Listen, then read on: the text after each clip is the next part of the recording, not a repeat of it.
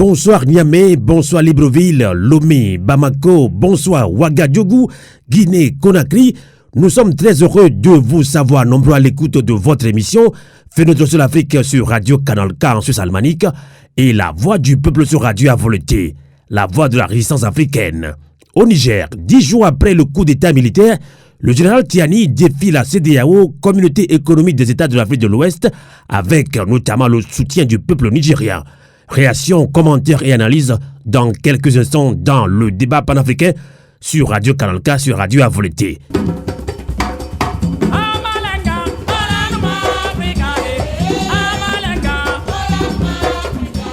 Merci de votre résistance sur le 3xW.canalk.ch et sur Radio à volonté. Quel est Ketanye?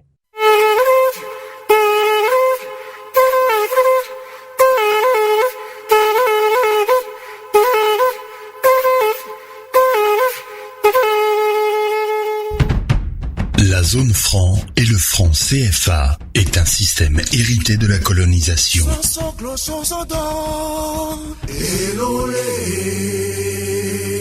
Le franc CFA freine le développement de l'Afrique.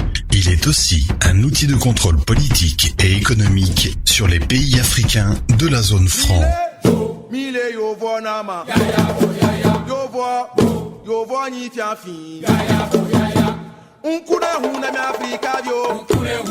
Peuple d'Afrique, dirigeants africains de la zone franc CFA, pour la souveraineté de nos États, ensemble, optons pour un retrait massif de la zone franc.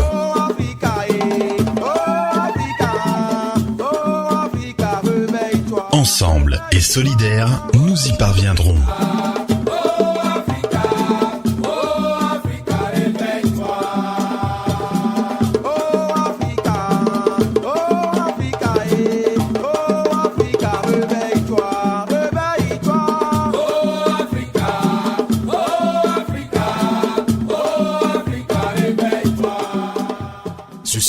Est un message du groupe Fenêtre sur l'Afrique en Suisse et dans le monde. Radio à vous l'été. La voix de la résistance africaine. Bienvenue sur le 3xW.canalk.ch et 3xW.radioavoleté.com. Débat panafricain, coup d'état militaire au Niger. Le général Tiani défie la CEDEAO avec le soutien du peuple nigérien. Alors, réaction, commentaires et analyses dans ce débat panafricain avec nos invités. D'abord, on accueille en ligne depuis Niamey au Niger, Salifou Omar. Bonsoir. Bonsoir Amos. Merci de votre résistance également au Niger. Alors Salifou Omar, vous êtes consultant en communication et marketing. Vous êtes d'ailleurs un des responsables du comité de soutien au CNSP, Conseil national pour la sauvegarde de la patrie, justement, de ces généraux, mais de ces militaires qui ont pris le pouvoir au Niger après ce coup d'État. Alors on accueille ici même de la diaspora en Autriche, bien évidemment, Dr Yves Ekwe Maïzo. Bonsoir. Bonsoir Sylvain Amos, bonsoir à tous les panélistes et je suis heureux de participer à ce débat très important pour le Niger, mais en fait pour tous les Africains qui recherchent leur souveraineté. Tout à fait. On accueille toujours de la diaspora et cette fois-ci très loin. On va aller face au Canada. On accueille Dr Jean-Aimé Moketu. Bonsoir. Bonsoir Sylvain Amos. Je voulais aussi profiter de l'occasion pour saluer vos différents invités, Monsieur Salifou Omar, qui est depuis Niamey au Niger, et le docteur Yves Ekwe Amaïzo. Voilà, c'est ça. Exactement. Ekwe, c'est pas loin de Okwe au Gabon. D'accord. On est africain. En fin d'émission, je vous expliquerai que vous êtes tous partis du même village togolais. Merci beaucoup. On est tous africains. Docteur Jean-Aimé Moketu est professeur certifié pour l'enseignement en Nouvelle-Écosse. Il est en ligne, je l'ai dit tout à l'heure, à Nouvelle-Écosse. Il est d'ailleurs un des membres influents de la diaspora gabonaise, des résistants d'ailleurs. Alors, avant de commencer ce débat panafricain, je me permets de faire un petit résumé sur la situation qui prévaut actuellement au Niger. Et justement, 10 jours après le coup d'état militaire, alors le 26 juillet dernier, Le général Tiani et ses hommes renversent le président Bazoum, est considéré comme un pion du système en France-Afrique. Le coup d'état militaire a été fait sans effusion de sang, tout simplement parce qu'il n'y a pas eu de tentative de riposte des autres corps armés contre la garde présidentielle de Bazoum. Nous sommes toujours au 26 juillet 2023. Quelques heures plus tard, toutes les différentes composantes de l'armée se rallient au général Tiani. Le coup d'État vient ainsi d'être définitivement consommé. En réaction, la CEDEAO, Communauté économique des États de l'Afrique de l'Ouest, a pris des sanctions drastiques contre le Niger et entrevoir une action militaire. Ce acte de la CEDEAO déclenche alors, à partir du 30 juillet, une résistance citoyenne et diasporique. Le général Tiani, à la tête du CNSP, Conseil national de sauvegarde de la patrie, et ses hommes dénoncent les accords militaires avec la France et déclare qu'elle ripostera à toute agression extérieure. Le peuple nigérien a massivement manifesté son soutien aux nouveaux dirigeants le 3 août, date de la fête nationale du pays. Eh bien, voilà, en gros, un résumé sur ce coup d'État 10 jours après au Niger. On va voir si Salifou Omar est d'accord avec nous. Rebonsoir, Salifou Omar. Bonsoir, Amos. Bonsoir, tout le monde. Nous sommes très loin du Niger, mais est-ce que ça colle un petit peu avec ce qui se passe actuellement, mais depuis quelques jours au Niger? Oui, vous avez fait le résumé parfait. Et également, depuis 10 jours maintenant, on essaye de résister tout au plus en fonction des réactions de l'international, de la CEDEAO, l'UMOA, de la France, l'Union européenne, des Américains également. Et la résistance se met en place et chaque jour que Dieu fait, le monde augmente, le monde afflue lors des manifestations.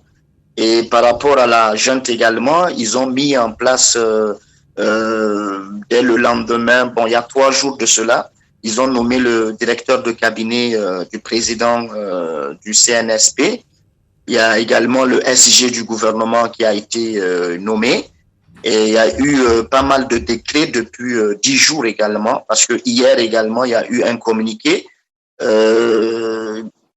on a limogé, si vous voulez, l'ambassadeur du Niger en France, Madame Kané, qui fait également la résistance, qui refuse de démissionner. On a également enlevé l'ambassadeur du Niger aux États-Unis.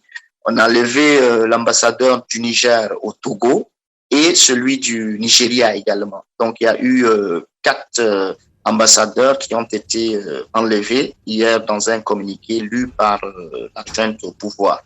D'accord. Alors, Salifou Omar, on va même parler de cette résistance citoyenne du peuple nigérien et africain. Donc, alors, je l'ai dit tantôt, vous êtes aussi un des responsables du comité de soutien au CNSP. Alors, comment la population nigérienne réagit-elle, surtout après les sanctions de la CEDEAO et une éventuelle intervention militaire au Niger pour rétablir l'ordre constitutionnel? La population est déterminée, la population reste debout, elle est vigilante. Et depuis le 30 juillet, où il y a eu la première manifestation, c'est l'euphorie totale, c'est une indépendance en quelque sorte, une liberté, une nouvelle liberté qui s'exprime aux yeux de tous les citoyens nigériens et même ceux de la diaspora.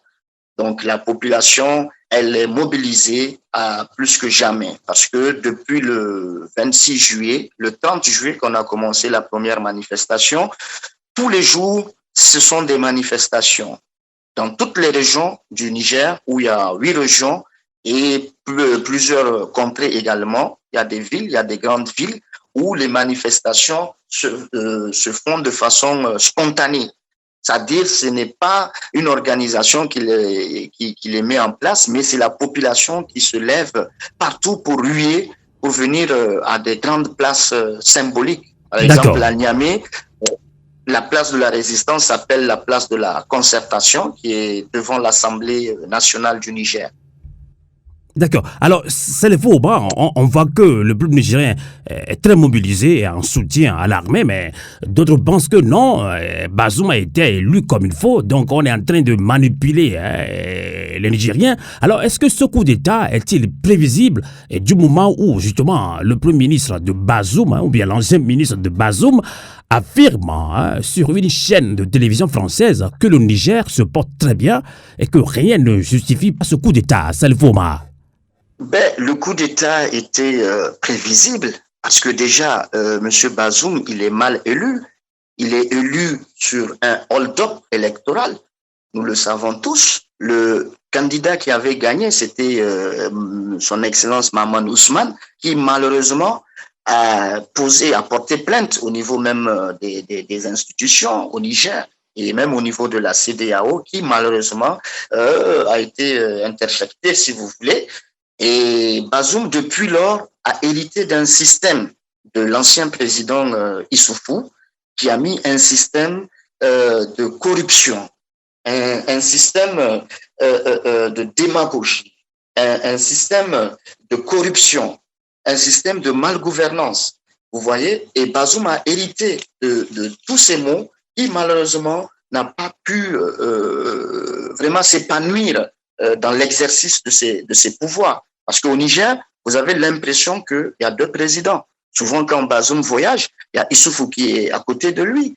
Lors des grandes cérémonies, lors des grandes rencontres, il y a toujours Issoufou qui est présent et on vous dit également Bazoum est présent.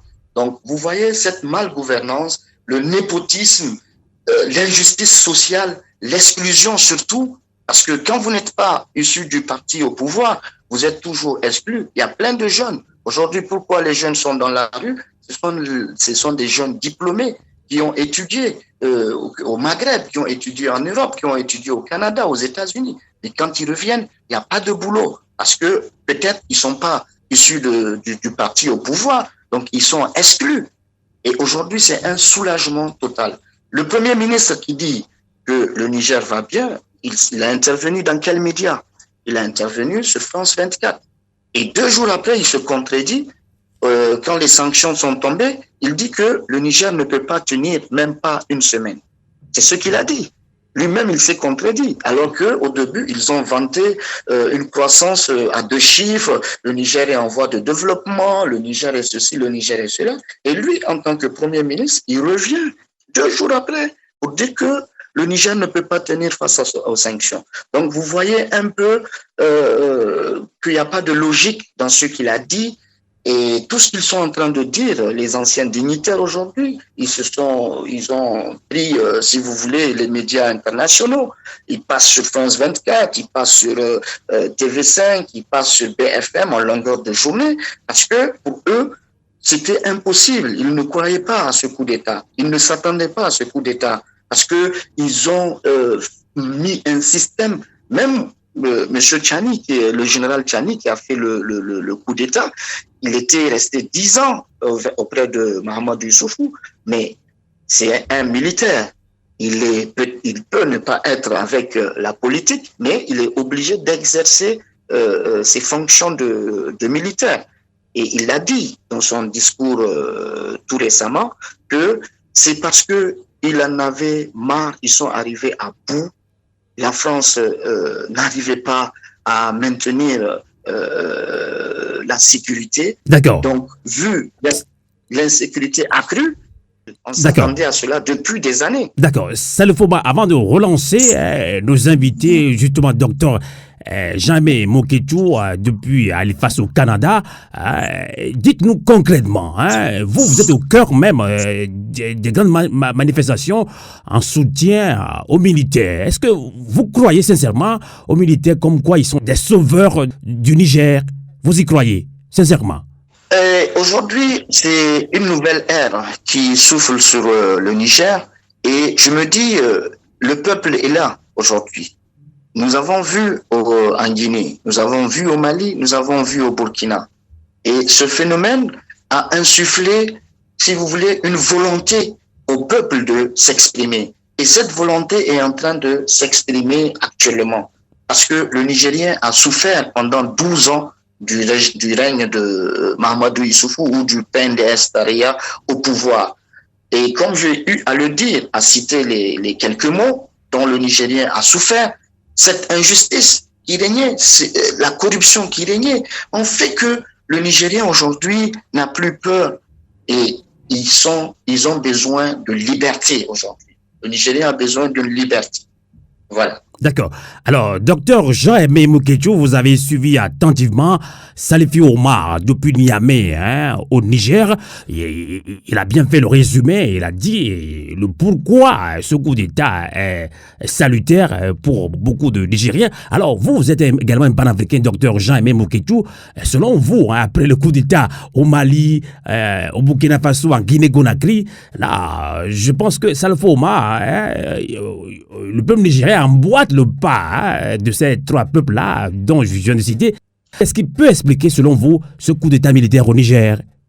Écoutez, Sylvain Amos, personnellement, je ne suis pas surpris non seulement par les différents coups d'État que vous avez présentés, c'est-à-dire celui du Mali, celui du Burkina Faso, celui de la Guinée et Conakry, et le récent au Niger. Si je prenons l'avant-dernier coup d'État en Guinée, c'était le manque de respect de ce qu'on appelle la démocratie, c'est-à-dire le pouvoir du peuple par le peuple et pour le peuple. Le président Alpha Condé, il s'est comporté comme un véritable dictateur. Et quand vous prenez la situation actuelle au Niger, mais nous autres, qui sommes des enfants de l'Afrique, nous ne sommes pas surpris. Vous savez, nous vivons dans des grands États démocratiques. On sait ce que ça veut dire la démocratie. Quand vous prenez même les analyses qu'on écoute dans les différents médias occidentaux, vous prenez ce qui se passe en ce moment au Niger, mais ça ne devait pas nous surprendre. Vous avez quelqu'un, Mohamed Bazoum, qu'on vante les mérites à l'échelle internationale. J'écoute dans les différents médias, on parle de grand démocrate. Non, c'est pas un démocrate. Vous voyez, je vous prends juste 2 ou 3 exemples rapidement. Vous savez que ce monsieur Bazoum, il y a eu un problème déjà au niveau de sa nigéralité qui est contestée, qui a été contestée même pendant l'élection présidentielle au Niger. La dernière élection qu'il a portée à la tête de l'État du Niger a été contestée, comme on le voit dans d'autres pays, par exemple dans mon pays d'origine. Mais malgré ces contestations électorales, ceux qui ont été mal élus comme M. Bazoum, on les parle, on les traite comme étant des grands démocrates en Occident, alors qu'à l'intérieur de son pays, il n'est pas considéré comme un grand démocrate. Et puis Sylvain Amos, ce coup d'État ne me surprend pas, vous savez pourquoi? Regardez la situation du Niger. Aujourd'hui, c'est pas parce que nous avons été à l'école, mais tout le monde sait que ce pays a une part importante de la production de l'uranium. Vous voyez, 7% de part de marché à l'échelle mondiale. 4e pays producteur mondial d'uranium. 6e plus grande réserve à l'échelle du monde. Alors, vous prenez juste cette ressource naturelle. Quand j'entends par exemple que le Nigeria a coupé l'électricité à un pays producteur d'uranium, 4e pays producteur d'uranium, vous vous rendez compte, ça veut dire que les Nigériens aujourd'hui sont dans l'incapacité d'avoir l'électricité chez eux alors qu'ils sont le 4e pays producteur d'uranium à l'échelle du monde. Est-ce que vous pensez que ce sont des choses qui peuvent être acceptées dans des pays normaux? Donc, D'accord. Ce coup d'État, en vous prenant juste ces 2 exemples, ça ne me surprend pas. D'accord. Donc, docteur Ivekoya Maïzo, vous avez suivi le coup d'État au Mali, en Guinée-Conakry, au Burkina Faso, mais c'est toujours dans la zone CEDEAO, la sous-région ouest africaine, pays francophone d'ailleurs. Alors le dernier coup d'État, c'est justement le 26 juillet dernier au Niger. Alors qu'est-ce qui peut expliquer justement ces coups d'État? Pourquoi va-t-on maintenant ces militaires disent on est là pour sauver notre peuple, la sauvegarde de la patrie, docteur Yves Gamaïzo? Merci beaucoup. Permettez-moi d'abord d'appuyer mes deux interlocuteurs qui viennent de parler et qui ont non seulement en valeur deux aspects très importants, je vais rajouter un troisième qui va nous partir un peu dans l'histoire. Il faut rappeler que l'Afrique en général, mais le Niger en particulier, et les deux donc, n'ont jamais prononcé de sanctions contre la France, ni contre les pays de l'OTAN, les Occidentaux en général, pour les avoir mis en esclavage, tout en exploitant gratuitement les humains, les hommes et les femmes, les enfants, et les richesses africaines, bien sûr. Les Africains, le Niger attend, ils attendent des réparations de cette France et de ces pays occidentaux. Il faut remettre tout ça dans son contexte. Alors, par ailleurs, on nous oppose le coup d'État militaire à la démocratie, alors que nous savons tous, et nous allons y venir plus tard, qu'il existe des coups d'État institutionnels, toujours soutenus par la France ou les pays occidentaux, et que ces pays ont non seulement exploité le Niger, usurpé les richesses de ce pays et de ce peuple, mais a systématiquement exclu. C'est pour ça que je parle, et j'insiste beaucoup sur ce qu'a dit tout au début, la notion d'inclusion. C'est cette exclusion du peuple, doublée de l'humiliation. Personne n'a rien contre la France ou le peuple français. À la rigueur, même rien contre les gouvernants français. Dans l'histoire africaine, quand on n'est pas content de quelqu'un, vous savez, dans l'histoire ancienne africaine, bien avant la colonisation, la personne, le peuple est banni. On vous demande de quitter. C'est ce que demande le peuple du Niger, qu'il quitte ce territoire qui n'est pas le leur, pour que ce peuple retrouve sa liberté, ça a été dit, et sa souveraineté. Alors, officiellement, on nous parle de coup d'État militaire, et je vais répondre à votre question, mais il faut que nous fassions attention qu'il existe des gens qui sont des chefs d'État africains qui ont choisi, parce que c'est un choix, de s'aligner pour rester au pouvoir sur un certain nombre de puissances extérieures, dont les puissances ex-coloniales, France-africaine, néocoloniales, vous mettez le mot que vous voulez, qui s'est même élargi à l'Union européenne, voire les États-Unis. Et à partir de là, vous avez un problème de fond qui est à l'origine de ces coups d'État militaires, la non-représentativité des dirigeants africains. Mon prédécesseur l'a bien dit. Il y a un débat de fond. D'abord, est-ce que le monsieur qu'on dit enfermé dans sa cellule, mais un camp que lui-même a mis en place, est nigérien ou pas? La question mérite d'être posée. Il travaille pour les intérêts de qui? La question mérite de poser. Et donc, je vais clôturer en vous donnant 5 points très importants qui sont pour moi les 5 formes perverses de la prolongation de la colonisation, néocolonisation, France-Afrique, mettez le mot que vous voulez.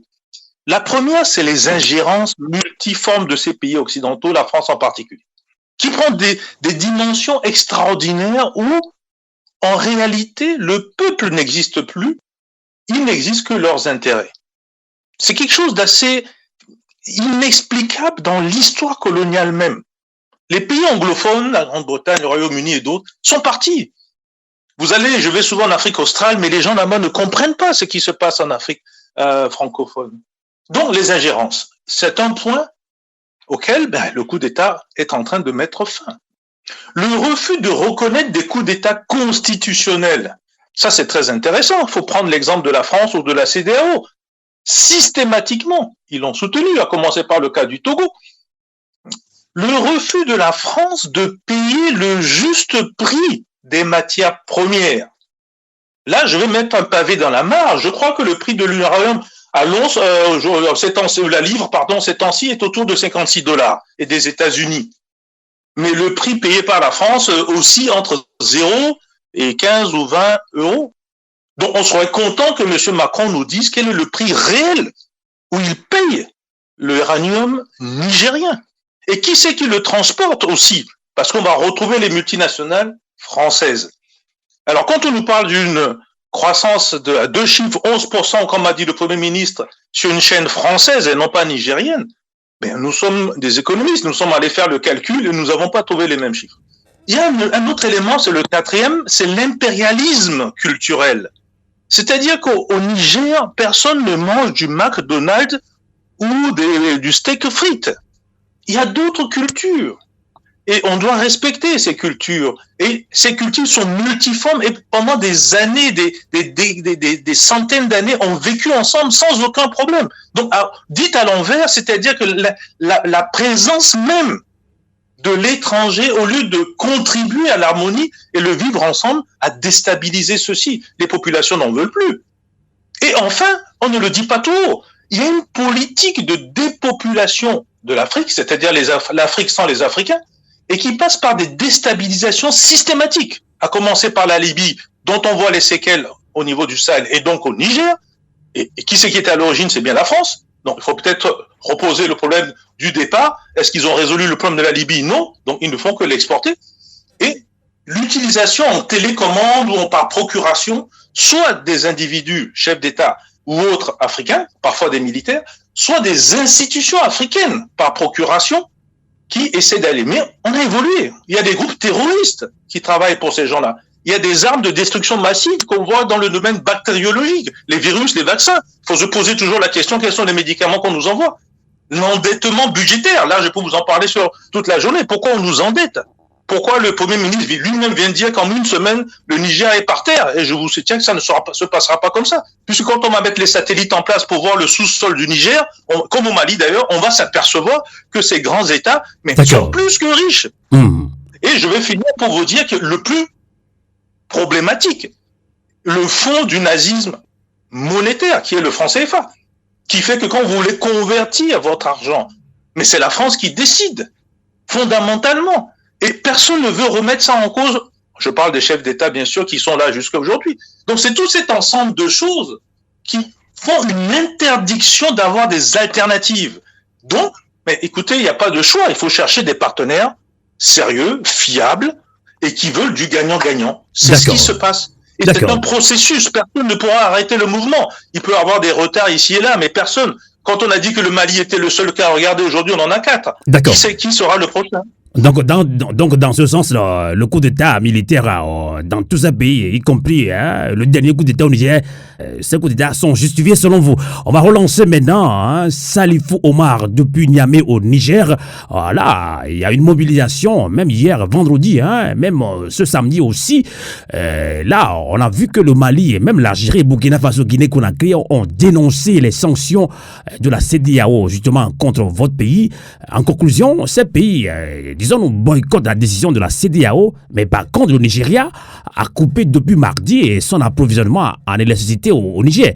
Finalement, on se pose la question, qui sont ces dirigeants africains qui acceptent une intervention militaire au Niger pour préserver les acquis de la France-Afrique? Omar Salifou. Alors, qui sont ces chefs d'État africains? Quand vous prenez le président du Nigeria, j'ai lu un article où on disait qu'il a fait la prison dans les années 60. Et actuellement, il a même un dossier de trafic de drogue, je crois, qu'on a mis en stand-by. Vous prenez Patrice Talon, le président Patrice Talon. Tout le monde sait comment le Bénin est géré en ce moment. Vous prenez Faure Yadema. Il a hérité de quel État? Vous voyez, prenez Macky Sall aujourd'hui. Qu'est-ce qui se passe au Sénégal? Essayez de mettre un visage sur ces chefs d'État. Vous allez tout de suite comprendre qu'ils ne sont pas pour l'intérêt de leur peuple, mais ils sont là comme étant des gouverneurs de la France. Parce qu'ils ne peuvent pas être contre la volonté de tout un peuple. Et comme l'a dit mon prédécesseur, c'est des démocraties qui sont maquillées. On vante les mérites de ces chefs d'État au niveau des Occidentaux. Mais la réalité se vit sur le terrain. Vous voyez? Et avant-hier, lorsque Massoudou sort sur TV5 pour signer un accord afin de bombarder le palais présidentiel, on se dit, mais est-ce que ce monsieur a déjà aimé ce pays? Parce que le président Bazoum est pris au niveau du palais. Il se trouve au palais avec sa famille. Et dans ce palais, vous avez 900 militaires à peu près qui y vivent avec leur famille. Il y a une base militaire, c'est un camp militaire dans le palais. Alors, attaquer le palais, c'est l'hécatombe.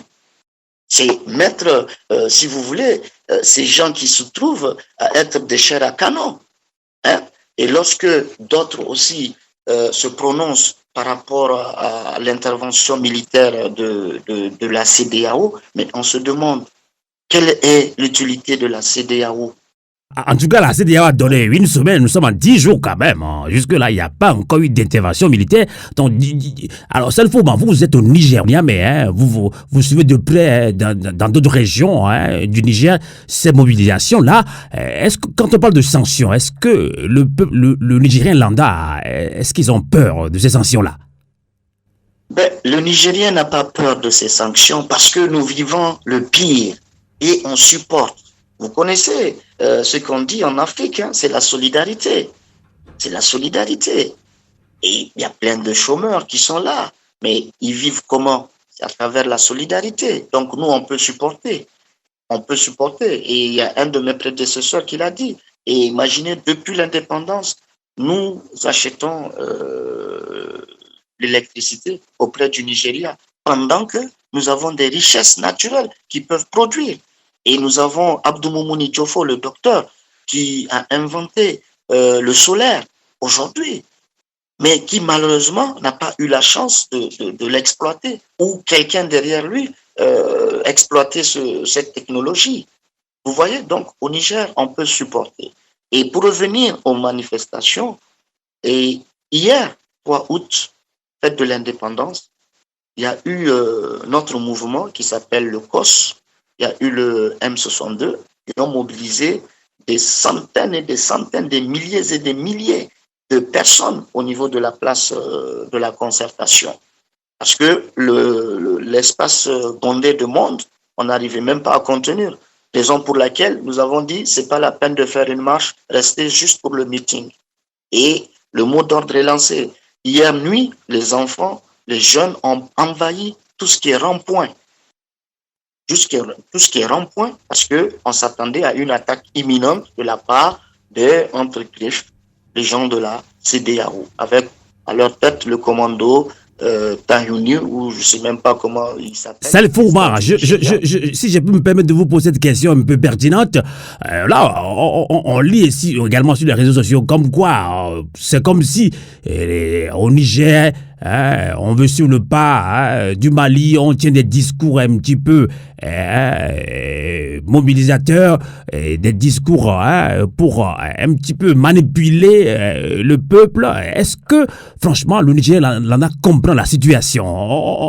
On voit également qu'il y a un sentiment anti-français au Niger également. Au fait, le sentiment anti-français, c'est l'échec de la politique française en Afrique, et surtout au niveau du Sahel. Et depuis la Libye, où ils ont massacré, si vous voulez, la Libye, les conséquences, c'était sur le Sahel, avec des armes qui circulaient. Et c'est de là l'expansion du djihadisme. Djihadisme, prétexte pour lequel l'armée française s'y trouve. Et nous ne pouvons pas comprendre aujourd'hui la coopération entre l'armée française et l'armée nigérienne, n'est-ce pas? Où eux ont la technologie, ne nous fournissent pas cette technologie. Je ne peux pas comprendre que des individus qui sont à moto, qui n'ont pas fait de formation aguerrie comme nos militaires, viennent, n'est-ce pas, surprendre des militaires, les tuer, les massacrer. C'est des centaines et des centaines de militaires qui sont tombés sur le champ d'honneur. Et pourtant, où sont les satellites? Où sont les drones? Les Français n'aident pas l'armée nigérienne. Les Français n'ont jamais aidé. Et par ailleurs, ce sentiment qui se trouve, c'est contre l'armée française. Et pourtant, Salifou Omar, hein, la France dit qu'elle a une alliée stratégique du Niger pour lutter contre le terrorisme au Niger. Moi, nous nous sommes rendus compte que c'est juste un prétexte pour installer les bases qui s'y trouvent. Ils n'ont jamais été un allié stratégique. D'accord. Parce que jusqu'à présent, le djihadisme persiste dans notre zone du Sahel. Vous avez dit que la population est prête, hein? La population nigérienne, donc, elle est prête. Donc, il y a toute une mobilisation. La résistance continue d'ailleurs à Niamey, au Niger, dans beaucoup de régions également, hein, autour de Niamey. Et je relance maintenant Dr Jean-Aimé Moukétou. Vous êtes d'origine gabonaise. La France-Afrique, ce système, vous le connaissez très bien. Alors, comment jugez-vous justement la réaction de la France qui soutient la CEDEAO sur une éventuelle intervention militaire au Niger? Docteur Jean-Aimé Moukétou.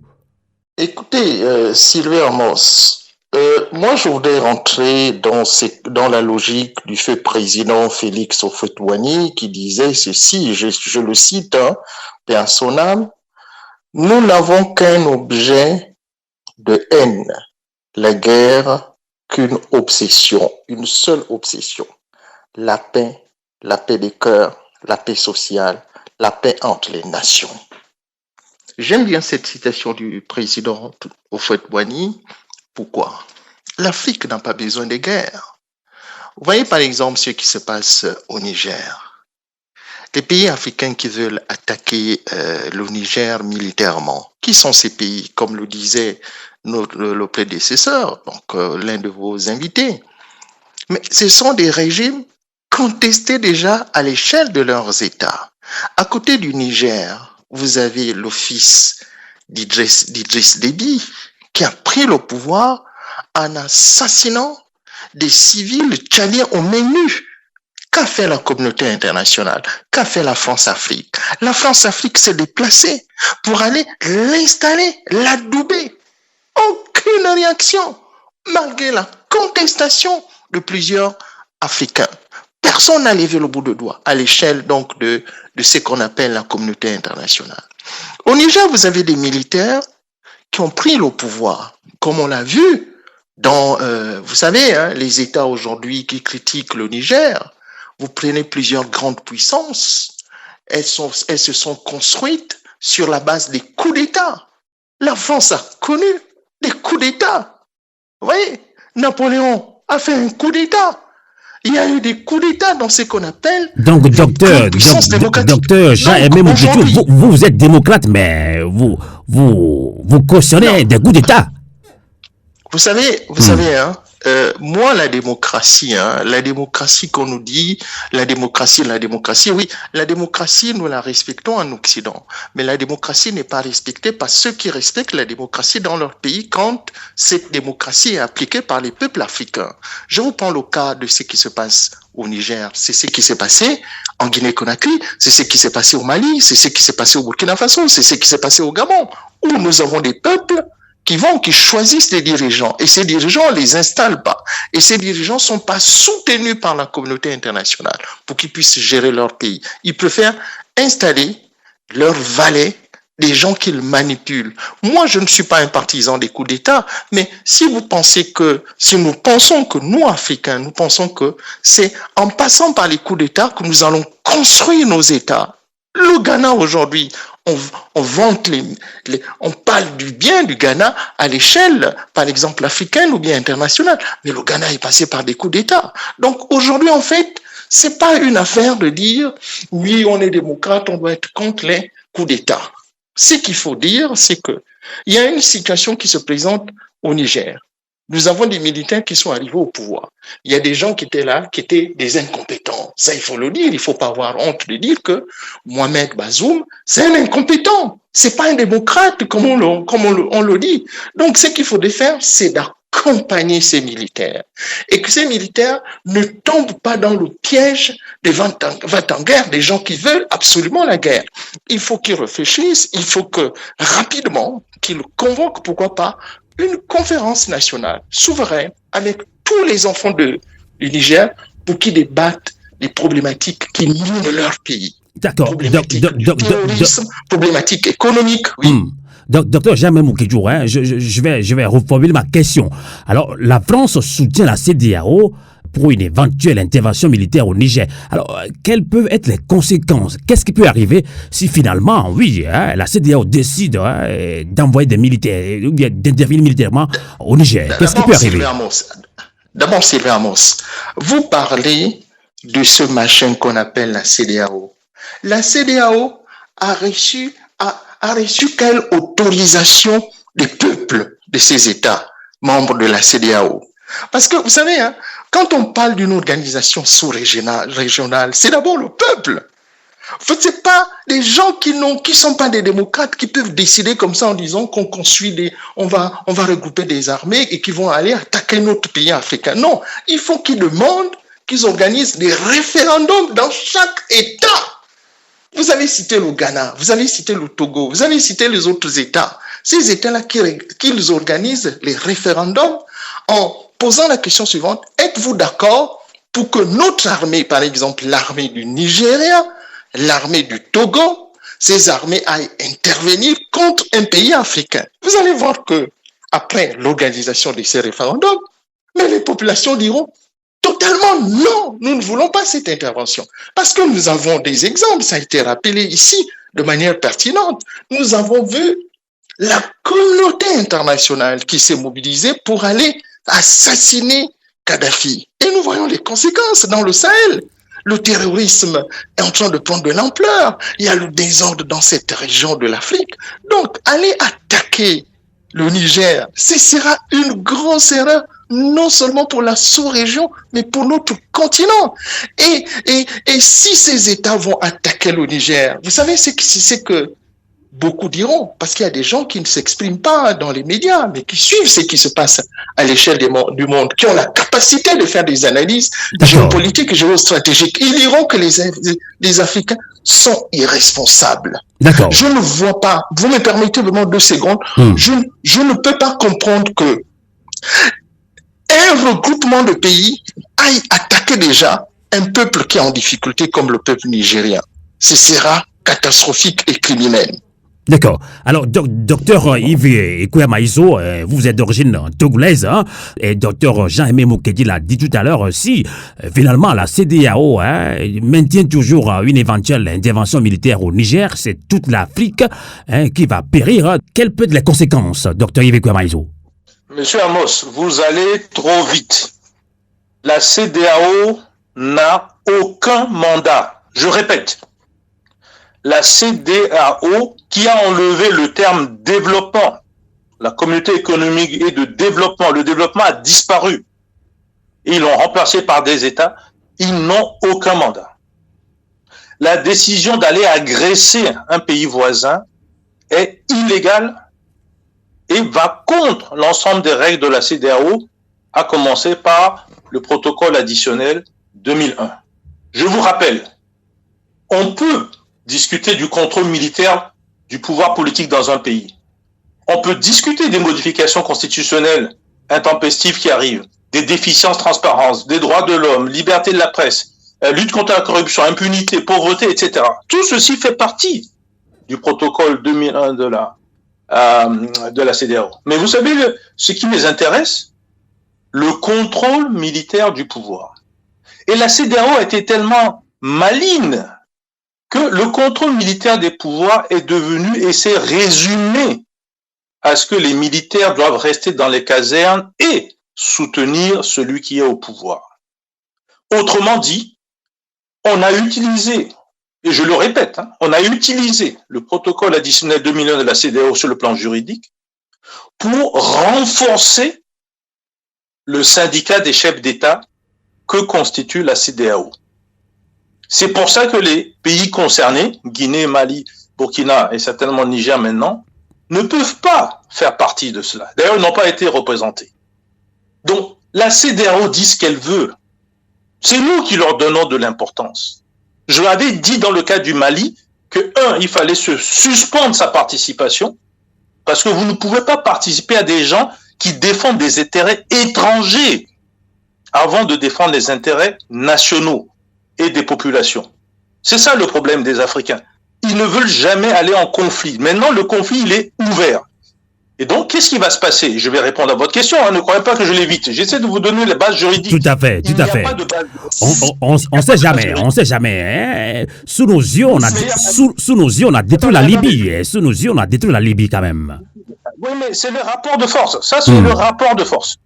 Et si Kadhafi avait voulu faire les alliances qu'il était nécessaire de faire en géostratégie, il n'en serait pas là. Ça, c'est un autre problème. Si Gbagbo avait fait les alliances en géostratégie, il n'en serait pas là où il est. C'est ça aussi le problème de certains de nos dirigeants. Alors, on revient au cas du Niger. Pour résoudre le problème du cas du Niger, en tenant compte de l'expérience passée, en sachant que Tinubu, qui dirige le Nigeria aujourd'hui, Bola Tinubu, mais qui est aussi le président d'exercice de la CEDEAO, il faut que, moi j'aime l'histoire, il faut remonter dans l'histoire. Il sort de la famille qui a le plus vendu d'esclaves au Nigeria. Noirs, des esclaves noirs. La richesse vient de là-bas. Donc ne vous étonnez pas de ses actions. Ne vous étonnez pas de sa violence. Ne vous étonnez pas de son viol du territoire et la volonté de violer le territoire du Niger voisin. Ne vous étonnez pas de l'ambition de conquérir et de faire de la CEDEAO un État nigérien sous ses ordres. C'est que personne ne veut faire ces analyses. C'est de ça qu'il s'agit. C'est un impérialisme nigérian. Et il faut que les intellectuels africains puissent se lever pour le dire tout haut. Et j'appelle et j'invite les citoyens du Niger de rappeler ça à leur chef d'État et plus particulièrement à ces militaires qui défendent le territoire parce que le dossier va dépasser les frontières du Niger. Alors, qu'est-ce qu'il faut faire? Mais écoutez, vous croyez que c'est seulement le Niger qui a ce problème avec le monde de l'OTAN? Vous avez entendu parler des BRICS, non? Les Brésil, Russie, Inde, Chine, l'Afrique du Sud. Ils sont que 5 et maintenant ils vont peut-être passer à 21, 22, 25, certains parlent de 39. Pourquoi? Même des pays comme l'Arabie Saoudite, qui sont les plus grands amis des Américains, veulent rentrer dans le BRICS. Pourquoi la Turquie veut rentrer? Pourquoi l'Algérie veut rentrer? Vous savez pourquoi? Parce que les gens en ont marre d'être les esclaves de l'OTAN. Donc, si vous voulez contrer une armée dite de Nigeria, il va falloir aller trouver des partenaires au sein de l'alliance des BRICS. Que vous le vouliez ou non, le Niger étant ce qu'il est, il ne peut pas avoir l'ensemble des soutiens. Ce n'est pas une histoire seulement des armes. Il faut le renseignement, il faut les satellites, il faut beaucoup de choses. Et il faut pouvoir contrer. Les Américains, les Français, personne ne veut avoir quelqu'un qui meurt dans ces territoires. Même monsieur le président français l'a dit. Ils vont être présents. Docteur Yves Maïzo aussi, on vous rejoint un petit peu. Je pense que ceci explique l'exhibition des drapeaux russes lors des manifestations, justement, dans beaucoup de pays africains, Mali, Guinée, également Niger également. Le drapeau russe, vous savez, le drapeau russe tient à deux choses. D'abord, l'échec de la France. Quelqu'un l'a dit tout à l'heure. Incapable de maîtriser quelques petits rigolos qui se promènent avec des mobylettes en plein désert, on ne sait même pas où est-ce qu'ils sont ravitaillés en essence. Et la question même posée si c'est pas la France elle-même qui est ravitaillée. Et incapable de le faire sur plusieurs années. C'est pas une petite histoire. Quelqu'un avait dit qu'il allait régler le problème en une semaine, c'est un président français. Donc, l'échec. Et le deuxième élément, la confiance. Vous allez faire confiance aujourd'hui à la France, à l'OTAN, aux Américains, aux Nigériens? Non, vous faites confiance à quelqu'un dans l'histoire. Je remonte à l'histoire. Dans l'histoire, la Russie n'a jamais trahi l'Afrique. Regardez bien l'histoire africaine. La Russie est intervenue à la demande des Africains, pour l'Angola, Mozambique, on peut en prendre un certain nombre de pays, et s'est retirée quand ces pays, soit n'en voulaient pas, soit la guerre froide a pris le dessus. Dans tous les cas de figure, 1, ils n'ont pas colonisé, 2, ils ne sont jamais venus prendre les matières premières sans payer. C'est pour ça que j'insiste sur le prix. Il faut que M. Emmanuel Macron nous dise le prix auquel il achète l'uranium. Et il faut que les citoyens exigent de savoir quel est le prix où les Russes, la Turquie, l'Iran ou d'autres vont acheter l'uranium. Parce que la différence de ce prix-là va aller aux populations. C'est de ça qu'il s'agit aujourd'hui. Et c'est pour ça qu'il y a peut-être un risque que ces militaires ne viennent pas, à un moment donné, changer leur position, trahissent le peuple, comme ça s'est fait au Zimbabwe, et préfèrent prendre la différence et le mettre dans leur poche. Parce que vous ne le savez peut-être pas, mais le Zimbabwe est l'un des grands espaces où il y a le plus de diamants aujourd'hui. Et au lieu que cette différence aille dans la poche de la société civile et du social, c'est parti chez les militaires. Donc ce risque, il existe. Mais pour le moment, votre question était de savoir si on peut faire une coalition qui va s'opposer d'abord au Nigeria, plus largement, en fait, à la France, et beaucoup plus largement à l'Union européenne et voire les Occidentaux. Et là, vous allez voir que quand vous mettez en face quelqu'un qui a le coupe-coupe et en face quelqu'un qui a un autre coupe-coupe qui coupe 2 fois plus vite, la discussion commence. La France fait le malin parce qu'elle a la bombe atomique. Hein. Attention, pour enlever la bombe atomique, il n'y a pas d'outrance. Et vous savez qu'aujourd'hui, on peut avoir la bombe atomique en moins de 2 ans. Et que quelqu'un a l'uranium, il s'appelle le Niger. Et qu'en 1 an et demi, 2 ans, vous avez notamment une centrale nucléaire civile qui va vous produire de l'énergie beaucoup plus rapidement que vous pouvez le penser. Et beaucoup de pays de BRICS peuvent vous le fournir, la technologie est au point. Mais est-ce que nos dirigeants sont au courant de cela? On peut les aider pour cela. Vous voyez? C'est qu'il s'agit aussi de beaucoup de l'information pour savoir ce qu'il faut faire. Il est inadmissible que ce pays ait un problème d'énergie. Inadmissible. D'accord. Parce qu'il n'y a pas seulement l'uranium, il y a plein d'autres ressources dans ce pays, à commencer par le pétrole. On va relancer Salifou Omar depuis Niamey au Niger. Et tout se passe, cette résistance se passe justement au Niger. Alors Salifou Omar, je ne sais pas si vous avez la même information que nous, mais information à vérifier donc, puisque il y a beaucoup des non-dits, mais selon des informations, CEDEAO a maintenant mandat d'intervenir militairement au Niger. Est-ce que vous avez les mêmes informations, Salifou Omar? Bon, vous savez, en temps de guerre, il y a des communications qui sont biaisées souvent et qui sont diffusées par l'autre bord. Souvent, il y a ce qu'on appelle des fake news. Ben, nous faisons attention à ces informations qui ne découragent pas d'ailleurs la population qui joue, si vous voulez, une veille stratégique. Je vous ai parlé des différents ronds-points, n'est-ce pas? Les artères sont pris d'assaut par les gens qui y veillent toute la nuit. Avant-hier, ils ont commencé avant-hier, c'est-à-dire le jeudi, ils ont commencé de minuit jusqu'à 5 heures du matin avant de retourner chez eux.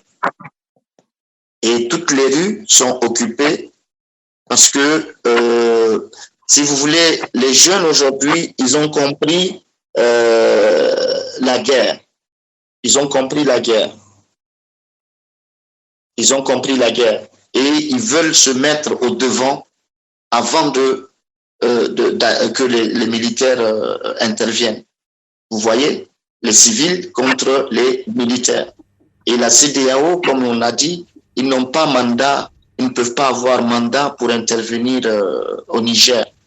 Parce que les armées de la CEDEAO, aujourd'hui, ils ne peuvent pas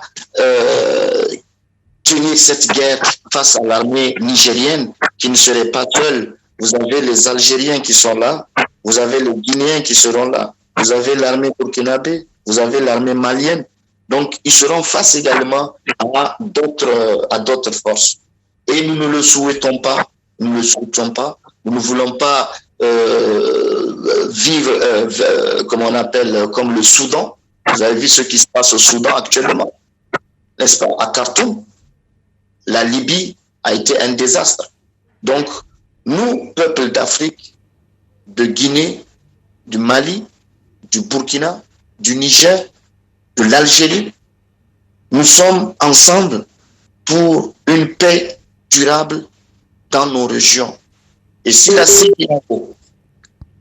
CEDEAO, allô? On vous attend, allez-y seulement. On vous attend très bien. Voilà. Si la CEDEAO, comme l'a dit un prédécesseur, on enlève le dé qui est censé développer nos peuples, n'est-ce pas? N'est pas capable de développer ces peuples, mais que de détruire ces peuples. On se dit à quoi ça sert de rester dans cet espace aujourd'hui. Et aussi, une chose qu'on devrait comprendre, la CEDEAO, c'est juste sur des papiers. La CEDEAO devrait être, n'est-ce pas, une unité au niveau des peuples. au niveau des cœurs, au niveau des esprits. Malheureusement, ce n'est pas le cas. Parce qu'un peuple meurtri aujourd'hui, vous ne pouvez pas et vous n'avez pas le droit d'intervenir militairement. Le peuple nigérien a souffert pendant 12 ans, n'est-ce pas, jalonné de tous les mots que j'ai eu à citer précédemment, et encore venir imposer un embargo. C'est contre qui cet embargo? Contre le peuple. Alors, la CEDEAO doit même disparaître. La CEDEAO n'a plus sa raison d'être. D'accord. Comme l'Union africaine qui a laissé la Libye se détruire. Vous voyez? Tout à fait. Alors, docteur Jean-Aimé Moukétchou, avant de prendre congé de vous, puisque on va conclure ce débat dans quelques minutes, hein, merci quand même de nous accompagner dans ce débat panafricain. Coup d'État militaire au Niger, le peuple apporte son soutien à la rue, donc pour certains Africains ou même sur le plan international, c'est une manipulation. Donc des démocrates ne peuvent pas soutenir des coups d'État quand même. Hein. Vous l'avez bien expliqué. Donc ce n'est pas la démocratie au Niger. Alors docteur Jean-Aimé Moukétchou, quelles leçons les peuples africains, notamment ceux de la CEDEAO, peuvent tirer de ces récents coups d'État militaires considérés comme des coups d'État salutaires pour certains? Docteur Jean-Aimé Moukétchou. Les peuples, vous savez, les peuples africains sont très intelligents. Les peuples africains savent que la démocratie, ce n'est pas une guerre. Les peuples africains savent que la démocratie, c'est une idée de débat d'abord. Les peuples africains savent choisir leur chef d'État.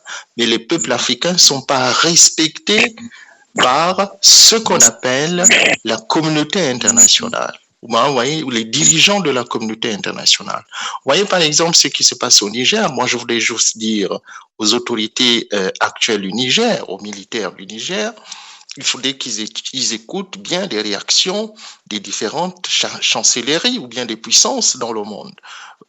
Écoutez un peu le discours de la diplomatie allemande aujourd'hui. La diplomatie allemande est pour que les négociations puissent continuer entre, si vous voulez, donc, les enfants du Niger.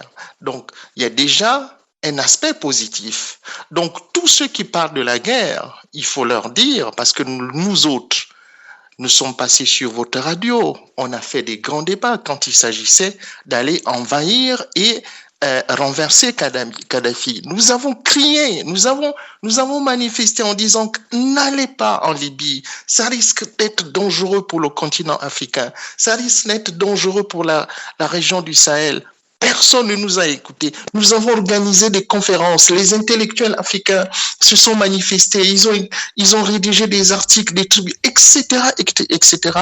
Mais nous n'avons pas été écoutés. Donc cette fois-ci, il faudrait que ce peuple que vous êtes en train d'évoquer ici, le peuple africain, il faut qu'il se mobilise. Il faut qu'il se mobilise parce que ce peuple n'a pas des dirigeants démocrates, des dirigeants qui aiment leur pays. Parce qu'aujourd'hui, on ne peut pas comprendre qu'un pays, comme je le disais, un pays comme le Niger, qui est aussi un pays producteur du pétrole, n'oublions pas qu'il y a 100 000 barils par jour du pétrole qui sont produits au niveau du Niger. Et regardez la situation économique du Niger. On ne peut plus laisser nos pays, à l'instar du Niger, dans ces conditions de sous-développement criant. C'est des choses que nous ne devons plus accepter. Donc, quand les militaires arrivent au pouvoir, c'est mon dernier mot, M. Sylvain Amos, il faut que ces militaires soient soutenus par des intellectuels, par les populations, en leur donnant des bonnes idées, des bonnes orientations, surtout, ne pas rentrer dans les pièges des conflits militaires. Parce que ceux qui veulent, par exemple, aller attaquer le Niger militairement, ces chefs d'État, ils oublient que s'ils osent aller attaquer, enregistrez bien ce que je dis, je ne suis pas un prophète, s'ils osent aller attaquer le Niger, vous allez voir que les coups d'État vont rentrer dans leur palais présidentiel. Parce que ces chefs d'État ne sont pas aimés déjà dans leur pays, par leur propre peuple.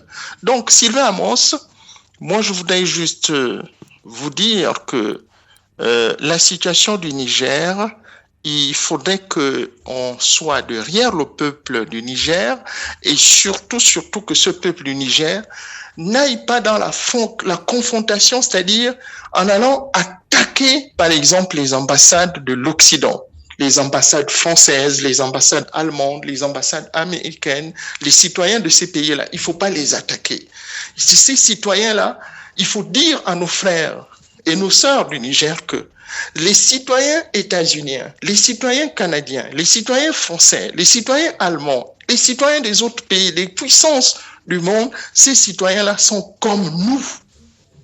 Ces citoyens sont comme nous. Nous avons plutôt des dirigeants, beaucoup de dirigeants qui n'ont plus des bonnes visions, qui sont plus visionnaires. Il manque encore des dirigeants visionnaires pour éviter des conflits inutiles dans le monde. En tout cas, c'est mon mot, Sylvain Amos, en 2 secondes. Allez-y. Que Dieu bénisse le Niger. Que Dieu bénisse le Niger. Que Dieu bénisse le Niger. Merci beaucoup, Dr Jean-Aimé Moketou. Je rappelle que vous êtes professeur certifié pour l'enseignement en Nouvelle-Écosse. Vous êtes en ligne depuis Halifax au Canada. Je rappelle également que vous êtes un des membres influents de la diaspora gabonaise, donc résistant. Vous êtes en résistance également contre ce pouvoir d'Ali Bongo. Merci infiniment, Dr Jean-Aimé Moketou, et à très bientôt donc. C'est moi qui vous remercie. À très bientôt. La voix du peuple.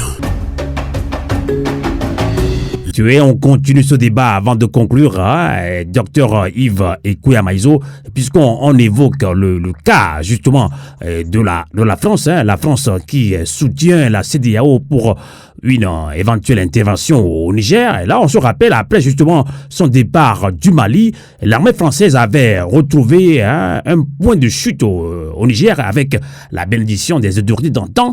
Et justement, la France gesticule-t-elle autant parce qu'elle a du mal à accepter de devoir libérer le plancher nigérien à peine quelques mois après son implantation?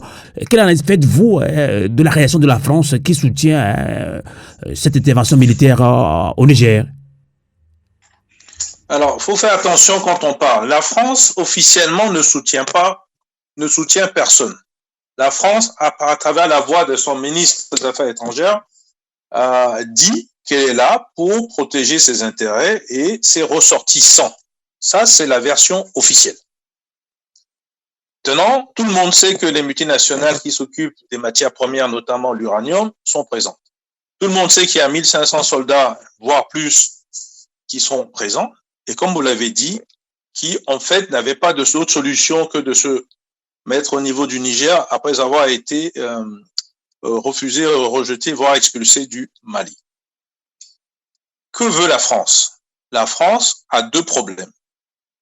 3 même. L'image d'abord, on va pas y revenir, c'est déjà foutu, c'est déjà perdu.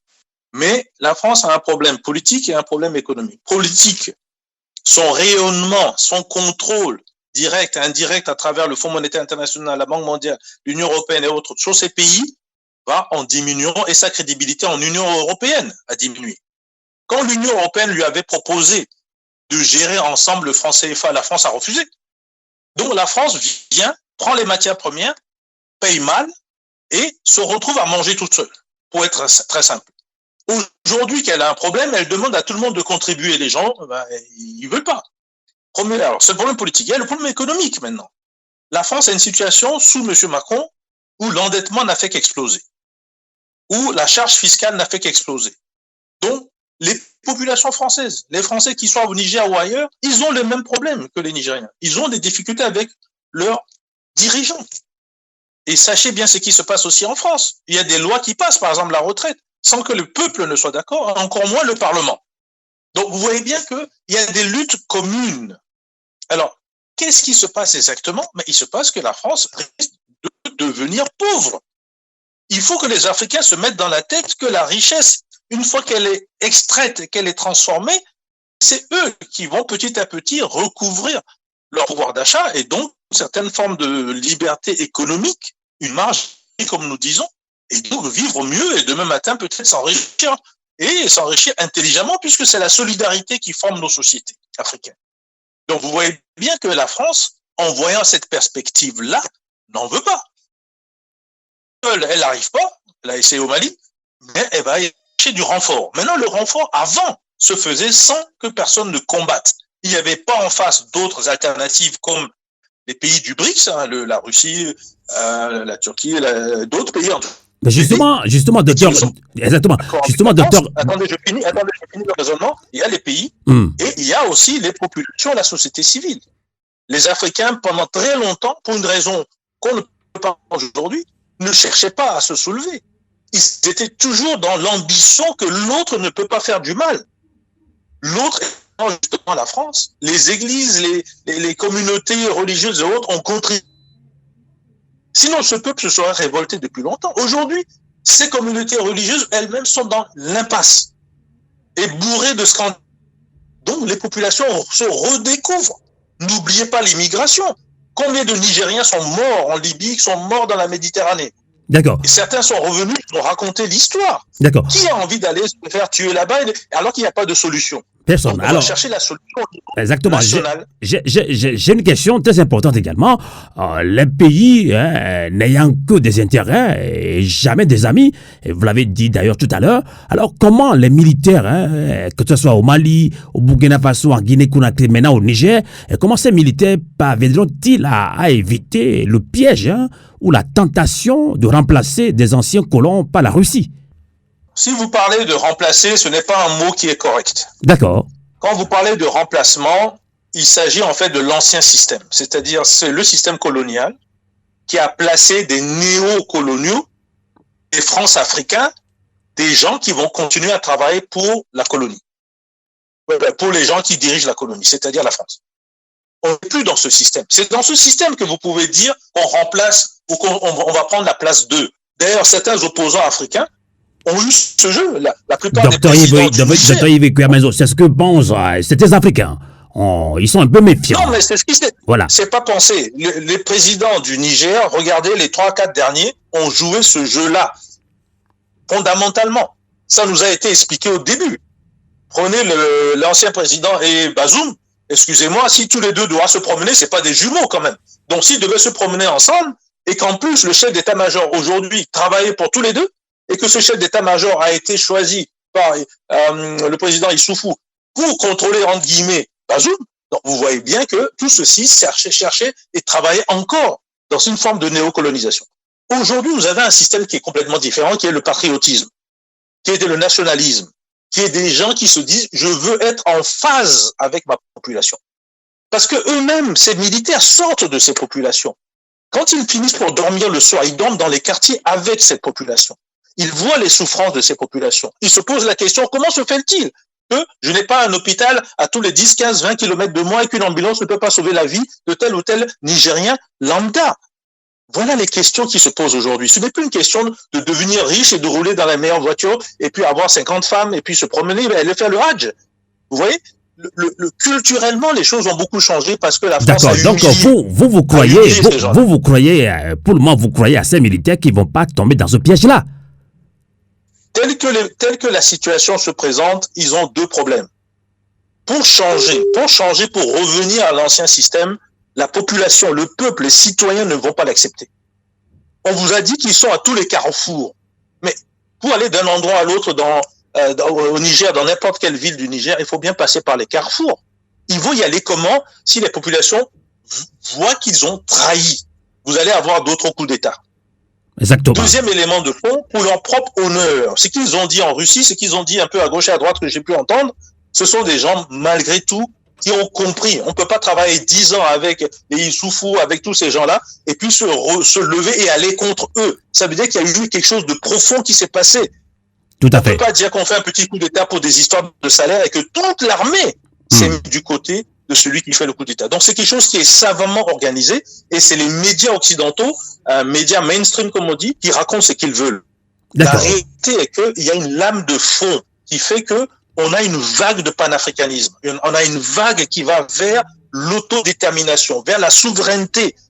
Personne ne sait exactement comment la structurer, mais chacun y va à sa manière. La manière malienne n'est pas la manière guinéenne, n'est pas la manière burkina, n'est pas la manière du Niger, ni demain celle du Togo. Exactement. Et je veux vous dire quelque chose. La même vague va toucher le Nigeria. le Nigeria de Tinubu risque d'avoir le même problème. C'est contrairement à ce que pense Tinubu. Il devrait peut-être résoudre d'abord le problème chez lui, parce que ça ne devrait pas tarder. On ne peut pas venir couper toutes les subventions et qu'un hôpital ne marche plus, que les bébés sont en train de mourir dans son pays, et venir vouloir faire la guerre que d'ailleurs son Parlement a refusé de financer. Donc vous voyez bien qu'il a un problème interne à résoudre avant d'aller ailleurs. Donc il ne travaille pas pour le Nigeria. D'accord. Et comme les Nigériens aiment la musique, aiment danser, ils n'en sont pas encore conscients. Ils sont dans ce qu'ils appellent l'afrocapitalisme, mais qui a créé beaucoup de pauvres. Tant que les pauvres là ne veulent rien dire comme ailleurs, ça va se passer. Mais si les pauvres se réveillent et s'aperçoivent que le type, ils ne travaillent pas pour leurs intérêts. On va donner la parole maintenant à Salif Oumar. Je vous comprends. Vous aurez encore le temps pour développer dans votre conclusion de tout à l'heure. Donc, alors, Salif Oumar depuis Niamey au Niger, on voit que le peuple nigérien est très déterminé et constitue un bouclier, sinon un soutien indéfectible aux militaires qui viennent de prendre le pouvoir au Niger. Le même schéma de résistance est observé au Mali, tout récemment au Burkina Faso, en Guinée-Conakry également. Alors, justement, au-delà de ces mobilisations, sans langue de bois, alors, Salif Oumar, comment créer une CEDEAO des peuples face à ce système France-Afrique? Ben, comme j'ai eu à le dire, j'ai dit, cette CEDEAO, elle est sur papier. Il faudrait qu'il y ait une unité au niveau des peuples. Et je crois, à travers cette solidarité entre les peuples frères de la Guinée, les peuples frères du Mali, du Burkina, on y arriverait un jour pour créer cette unité des peuples. Parce qu'aujourd'hui, c'est la volonté des peuples que nous sommes en train d'exprimer à travers ces différentes régions d'Afrique. On est arrivé au bout d'un système qui n'a jamais marché depuis 50 ans ou 60 ans d'indépendance. Et c'est cette relation France-Afrique qui est un échec aujourd'hui. Parce que les conséquences sont là.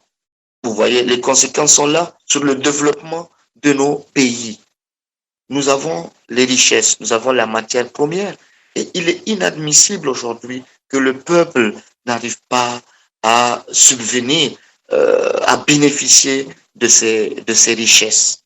Vous voyez. Et c'est pourquoi ce soutien que nous apportons aux militaires, c'est pour leur dire quoi? C'est pour leur dire, attention, il y a eu des coups d'État auparavant. On a mis encore des valets pour diriger nos pays, qui malheureusement, les richesses ne profitaient pas au peuple. Quand le feu Tanja Mamadou avait dit non à la France, il a diversifié les partenaires.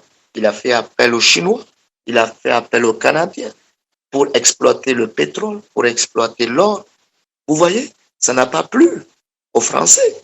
Raison pour laquelle le coup d'État avait eu lieu en 2011.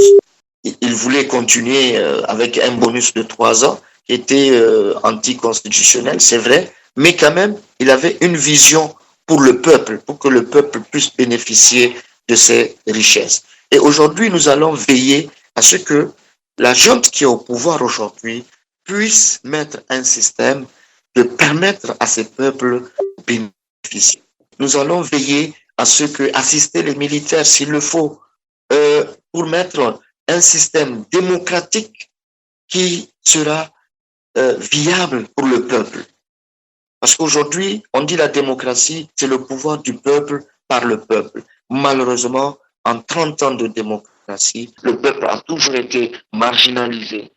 Le peuple est meurtri. Et aujourd'hui, nous sommes conscients de tout cela, raison pour laquelle nous allons rester debout, nous allons être vigilants et voir où est-ce que nous allons être. Parce que il y a un adage qui dit, si tu ne sais pas d'où tu viens, il faut savoir. D'accord. L'on part. D'accord. Pour 30 secondes, vous intervenez en ligne depuis Niamey, au Niger. Vous êtes même au cœur de cette mobilisation en soutien aux militaires qui ont fait ce coup d'État. La CEDEAO n'exclut toujours pas une intervention militaire. Alors, est-ce que vous avez un message concret face à cette situation au studio nigérien pour conclure ce débat panafricain avec nous depuis Niamey au Niger? Hier, les peuples frères, les ressortissants de l'espace CEDEAO ont manifesté leur colère. Parce que nous savions au Niger, le marché des pièces détachées est fourni par les Nigérians. C'est eux qui ont les boutiques, c'est eux qui ont ce monopole aujourd'hui. Et ils sont plus de 6 000 à 7 000 Nigérians que c'est leur business. Et ils se disent si les frontières sont fermées, s'il y a une intervention, ils vivent au Niger, ça fait plus de 30 ans, plus de 40 ans pour d'autres. Ils vivent ici, ils ne connaissent même pas le Nigeria. Vous voyez? Donc, ils ont manifesté, ils ont montré qu'ils étaient contre les sanctions. Il y avait même les pays frères tels que le Tchad, la Centrafrique, le Congo, le Cameroun, ils étaient à la manifestation. Et nous nous disions que cette intervention, aujourd'hui, c'est asphyxié, c'est inexplicable, en fait, pour un peuple. C'est inexplicable. D'accord. En tout cas, merci beaucoup Salifou Omar de nous avoir accompagnés en ligne depuis Niamey au Niger. Je rappelle que vous êtes consultant en communication et marketing. Vous êtes également un des responsables du comité de soutien au CNSP, Conseil national pour la sauvegarde de la patrie. Merci et la résistance continue depuis Niger. Merci infiniment Salifou Omar. Bonsoir. On va conclure également avec Dr Yves Kouya-Maïso. Donc, comment arriver à une CEDEAO des peuples, hein? On se mobilise tout le temps. Et je l'ai dit tantôt dans ce débat panafricain, c'était sous nos yeux qu'on a détruit la Libye. Alors, va-t-on laisser maintenant encore détruire l'Afrique sur la sous-région ouest africaine ou toute l'Afrique également à travers cette intervention militaire au Niger? Alors, quelles leçons les peuples africains, notamment ceux de la CEDEAO, peuvent-ils tirer de ces récents coups d'État militaires considérés comme salutaires pour certains Africains? Dr Yves Kouya-Maïso, pour conclure ce débat panafricain. Oui, d'abord le premier point. Vous avez l'impression qu'on va obligatoirement aller vers une confrontation physique des armées, et je n'en suis pas aussi convaincu.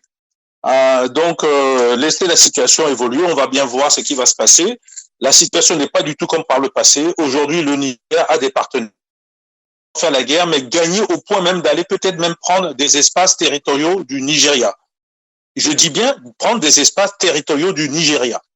Parce que le Nigeria, jusqu'à aujourd'hui, n'a pas résolu son problème de Boko Haram et ne veut pas le résoudre au fond.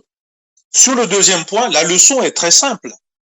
Les peuples africains, les jeunes d'Afrique, les moins jeunes d'Afrique ont compris que s'ils ne s'engagent pas eux-mêmes dans la lutte de l'indépendance économique et l'indépendance, souveraineté tout simplement de la nation, ils ne s'en sortiront pas avec une indépendance juridique ou formelle des années 60.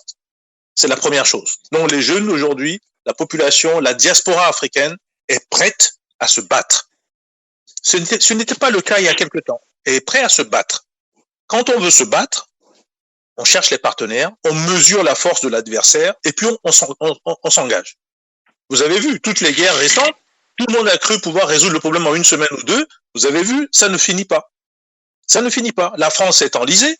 Je ne parle pas des Russes avec l'Ukraine, je ne parle pas des Américains à travers l'Ukraine et la Russie. Bon, dans tous les cas de figure, on s'enlise. Le cas de Soudan est un cas qu'il faut plutôt voir du côté des Américains. On n'aura pas le temps de le développer ici. Le cas du Niger n'est pas comme ça. Le cas du Niger est un cas profond d'humiliation de tout un peuple entier. C'est une humiliation. Les gens ne veulent pas en parler. Nous ne sommes plus des bêtes, nous ne sommes plus des animaux. Les Nigériens ne sont pas des animaux. Ce sont des êtres humains qui veulent discuter d'égal à égal. Et celui qui ne veut pas discuter, mais il s'en va. C'est tout ce qu'on lui demande. On n'a rien demandé d'autre d'ailleurs. Alors il faut faire attention maintenant aux représentants des chefs d'État africains. Le Niger a choisi un certain nombre d'ambassadeurs pour les faire revenir parce qu'il a compris que même parmi ses propres gens, il y a quelques traîtres. Et donc, il renouvelle son staff, tout simplement. Il veut des gens en qui il peut avoir confiance. Alors, pour ce qui va arriver, c'est qu'il faut voir aussi que les choses ne sont pas statiques. Vous allez voir la Côte d'Ivoire voisine, le Sénégal, le Bénin, le Togo, l'Afrique de l'Ouest, mais le Nigeria lui-même. Tous ces mouvements que vous êtes en train de voir auront des conséquences. Personne ne sait dans quel sens ça va aller. Et je pense que ceux qui croient vouloir stabiliser par la force et l'abus de droit, c'est peut-être ceux-là qui vont souffrir le plus. Maintenant, revenons un tout petit peu, j'aime l'histoire, je vous l'avais dit. Mais où était la CEDEAO quand le Niger souffrait? Où était la CEDEAO quand les élections frauduleuses ont eu lieu au Niger? Où était la CEDEAO quand on a usurpé le droit de celui qui avait gagné et qu'on a mis un certain monsieur Bazoum qui est contesté jusqu'à aujourd'hui? Où était la CEDEAO pour tout simplement créer sa crédibilité au Niger? Elle n'a pas de crédibilité. Donc maintenant, si c'est un rapport de force, et c'est comme ça que chacun veut l'organiser, mais écoutez, les rapports de force, on va aller chercher les partenaires pour tenir le rapport de force. Il ne faut pas tomber dans le piège dans lequel est tombé M. Gbagbo, président de la Côte d'Ivoire à l'époque, qui refusait plus ou moins d'aller chercher les partenaires. Il ne faut pas tomber non plus dans les pièges de d'autres pays qu'on ne va pas les citer tous ici. Et il faut peut-être regarder l'exemple de la Centrafrique voisine. Donc pour vous, tout est question de rapport de force. Comment arriver à une CEDEAO des peuples? C'était aussi ma question. Alors, la CEDEAO des peuples, vous voyez toujours, vous, les conclusions. C'est comme l'unité des Africains. Mais l'unité des Africains, c'est comme l'unité dans un mariage. Quand vous vous mariez avec quelqu'un et vous avez fait 90 ans ensemble, c'est à la fin que vous pouvez dire que ce mariage a tenu 90 ans. Vous ne pouvez pas tous les jours vous lever et vous demander est-ce qu'il y a l'unité, puisque demain matin vous allez vous engueuler et après demain vous allez vous réconcilier. Vous voyez? Donc, l'unité des peuples africains, bien sûr qu'on va l'avoir, c'est l'objectif. L'unité, le panafricanisme, c'est l'objectif. Mais vous ne pouvez pas transformer cela en quelque chose d'opérationnel immédiatement. Mais quand vous avez cet objectif en tête, alors vous savez aussi où trouver les partenaires. C'est pour ça que j'ai toujours mis en cause l'Union africaine, mais j'ai soutenu l'interdépendance africaine. Vous ne pouvez que être interdépendant avec les pays avec lesquels vous vous entendez. Regardez le Niger aujourd'hui. Quand vous avez vu que quelqu'un mais ils ont trouvé des partenaires auprès du Mali, du Burkina, éventuellement de l'Algérie, de la Guinée, et peut-être d'autres qui sont en train de réfléchir comme la Turquie, comme la Russie. C'est ça l'interdépendance. Mais cette interdépendance, elle est tellement puissante que le Nigeria et les militaires nigériens qui n'ont pas envie de mourir comme les autres vont réfléchir par deux fois avant de bouger. Rappelez-vous les militaires du Kenya qui sont allés en RDC au Congo, qui soi-disant devaient faire la guerre au M23. Mais qu'est-ce qu'ils ont fait? Ils ont tout mis en place pour ne pas faire la guerre. Voilà les Africains quand ils font la guerre. Quand ils trouvent en face quelqu'un qui va leur taper dessus, ils s'écrasent pour dire la vérité. Regardez la Centrafrique. Depuis que le président Touadéra, quels que soient les autres problèmes qu'il a là-bas, a trouvé un partenaire pour l'aider, mais écoutez, ça s'est calmé, non? On s'est calmé. Alors qu'il était question de couper la Centrafrique en partie et d'en faire justement des propriétés de quelques multinationales occidentales. Donc, il ne faut pas sous-estimer ces éléments-là. Il faut que l'Afrique apprenne à défendre son territoire, défendre ses frontières, et pour le faire, il doit trouver des partenaires. Quel que soit ce que dit un tel ou un tel, ce sont les intérêts des Nigériens qui comptent, et ces Nigériens vont trouver les partenaires. Ils ont suffisamment de ressources pour pouvoir payer cette indépendance et cette liberté. C'est pas comme un pays complètement pauvre qui n'a rien. Ce n'est pas vrai. Et s'ils savent, qui met des économistes autour d'eux, ils vont analyser le prix. Je vous ai donné cet exemple. On peut en citer d'autres. On veut savoir le prix de l'uranium quand la France achète. On veut savoir le prix de l'uranium quand la Russie achète. On veut savoir le prix de l'uranium quand chacun vient chercher chez nos amis de Niger. Et les populations doivent dire, mais s'il y a une différence gagnante, il faut que cette différence contrat gagnant-gagnant. Merci. En tout cas, il faut aller à un contrat gagnant-gagnant. D'accord. Tout à fait, c'est ça la base. Et la France en est incapable.